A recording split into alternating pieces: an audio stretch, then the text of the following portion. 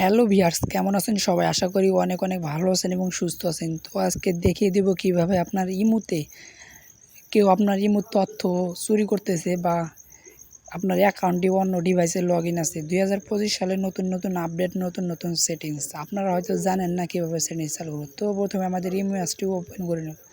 ইমোটি open নেওয়া হয়ে গেলে আপনারা দেখতে পারতেছেন উপরে প্রোফাইলের মতো একটি আইকন। সো এখানে ট্যাপ করে দিব। ট্যাপ করে দেওয়া হয়ে গেলে দেখতে পারতেছেন সিকিউরিটি সিকিউরিটি প্রাইভেটি। সো এখানে ট্যাপ করে দিন সিকিউরিটি প্রাইভেটি। এখানে ট্যাপ করে দেওয়া হয়ে গেলে তারপর একটু নিচে স্ক্রল করে চলে আসবেন। আসার পর দেখতে পারবেন ম্যাগেজ ডিভাইস।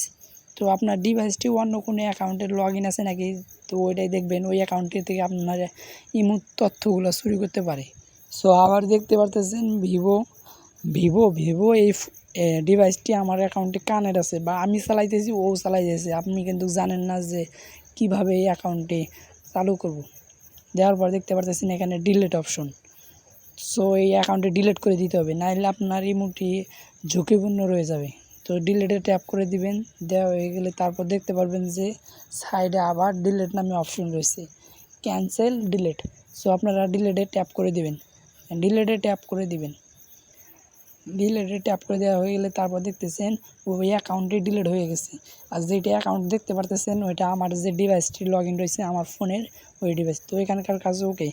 ভিডিওটা ভালো লাগলে অবশ্যই চ্যানেলটি সাবস্ক্রাইব করে দিয়ে পাশে থাকা বেল আইকনটি বাজিয়ে দেবেন। ধন্যবাদ সবাইকে।